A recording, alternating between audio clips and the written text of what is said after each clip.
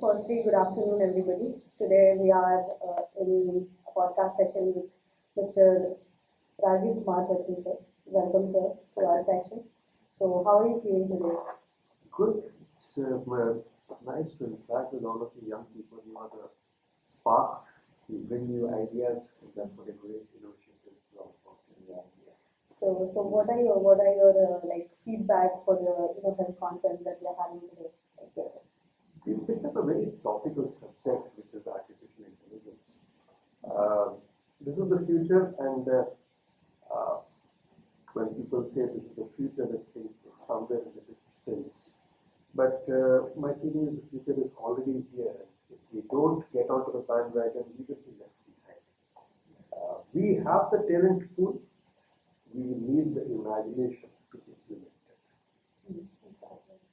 So I read that you have been appointed as an IF officer before. So like, what is your say on how important is discipline in life? So I think that's a very candid Right. question. Okay. So, I have been an Air Force officer. I was in uniform for 30 years, and then after leaving the Air Force, I was picked up by Tata Trusts to lead their Assam Cancer Care Foundation, which is set up of 19 cancer hospitals. So I helped in the initial days set it up, and I'm doing my consultancy now. Discipline is something which is not to be seen as an overlay. It should be a part and parcel of what you do. It should not be something which is forced upon you. Any forced discipline is counterproductive. That's the way I feel. And as students, I'm sure all of you have been through the same thing. And so discipline is something that needs to come from within. Of course, my time with AFMC, which is our Forces Medical College, and with the Air Force, has inculcated those habits in me, which makes me a disciplined person in all domains, whether it is in my work, in my life. But out of the envelope, I am a very bindass person. Yeah. So that was great hearing all those cool things about the setup. So straight away going to the CAR consulting, and I refer to the page and I read that they focus on the three H, that is healthcare, hospital, and healthcare. I mean health, hospital, and healthcare. So how are these three things interrelated with each other? It's interesting that you should ask this thing. This is a distinction which most people are not really familiar with. When we talk of health or healthcare, people think of hospital. The hospital is the end of the journey and maybe the beginning of another journey.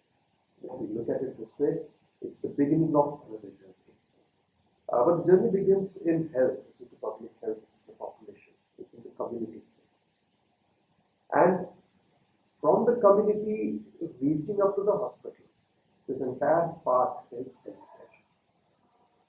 What happens to you in the hospital is the third component. These are the three components, and whatever happens to you in the hospital, whether it is treatment or a diagnosis or a surgery or a counseling, you come back with that through the healthcare pathway in the community once again. The gains made in the hospital have to be sustained along the road and have to be sustained temporally, when I say temporally, along the timeline going into the future. So, what you have gained in the hospital, say a segment of health, we should not lose it when we come back into the community. How do you sustain it? Whether it is through regular follow-ups, discipline, as we say, whether it is through availability of medicine, whether it is through availability of preventive measures, access to follow-up. All these things, they come together. So the roadmap, the journey of a patient And not everything is a patient. A woman who's pregnant, she's not a patient. It's a physiological condition, right? So her journey through pregnancy, she is in the community. And then she reaches the hospital. And then she and the baby, they go back to the community and they have to be sustained in the community, whether it's vaccination or nutrition or follow-up checkups and all those things. Okay. So, we have been focusing on technological adaptation over the time. I think it has started more in that direction in the post-COVID era. So what is your take on that? Like, is it true that people were a little hesitant to accept it, and now they have started to adapt it? So what? I think we are very myopic when we say that people have started adopting technology only now. Technology has many dimensions, and we need to understand those dimensions. In the olden days, if a person sitting in, say, Jaunpur were to write to a doctor in AIIMS on an inland letter, I don't know if you've all seen what an inland letter was, or a postcard or an envelope. It's a handwritten thing. He writes to the doctor and says, Doctor, my sugar in the latest test, my sugar report is showing 130 fasting and 180 pp. Should I continue the medicine or do I need to change the medicine? The doctor writes back to him on a similar letter and says, you can continue the thing. Check your sugar once again after 1 month and share it. This is technology. A letter. Technology is required to carry information from place A to place B, whether the technology used was a letter or a fax machine or an email, and these days your smartphone. You have a video call on the smartphone itself. So we need to understand what the dimensions of technology, how you define technology. The technology has invaded our lives now, definitely yes. But the use of technology in different ways has always been there. And man is man, and man is ruling this planet because we use tools and technology. That's what distinguishes us from our great grandfathers. Right. So the theme of our the conference is validating the emerging technologies. So when we talk about validation, so how do you feel that the artificial intelligence we talk about, or the EHR or EMR systems that we talk about, how beautifully or are they still being validated or not? Is it being of any use in the clinics or not? So how far have we gone in that direction? Right. I think digital health has made tremendous difference. And I could go as far as saying that some miraculous changes have been brought about by this. It's that good.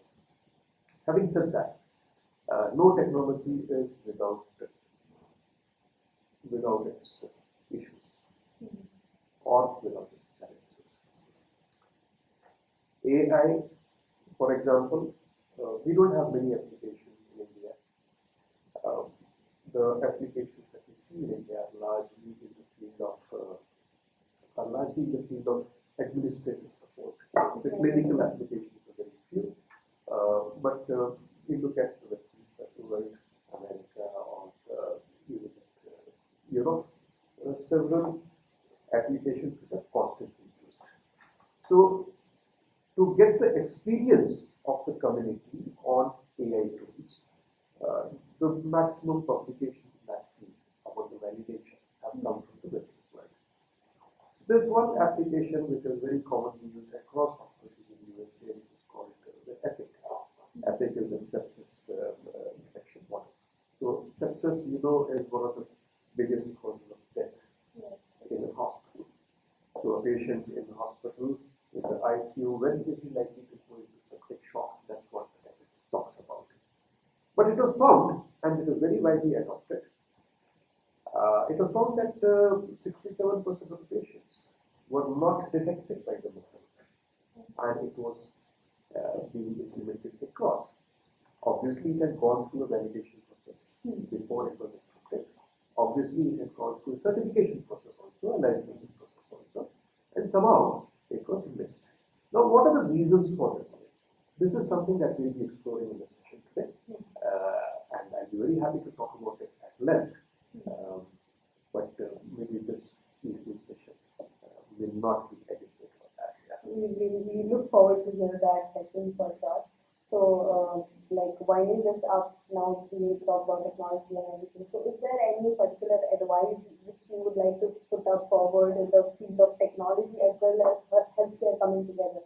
So, is there any particular advice that we should follow or adopt while implementing the technology in healthcare? Right. So, my first advice will be to understand what is technology.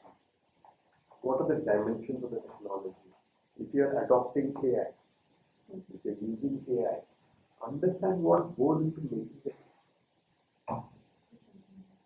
Unless you know that, you will never be able to use it to its full potential. You will not be able to use it correctly. You have a car. You have to understand the car can be used for going from A to B to watch a movie. The car can be used for taking children to school. The car can be used for taking patients to the hospital. The car is technology. How you use it, that's what you are going to make a difference, how you use it. But to use it well, you have to understand how it works. Only then you can use it effectively and efficiently. Okay, thank you so much, sir. It was great hearing from you, and I think that advice to understand the usage of technology is the best one. I think everybody should adopt that, and thank you so much, sir. Thank you very much for having me here. It was a pleasure talking with you. Thank you, sir. Thank you.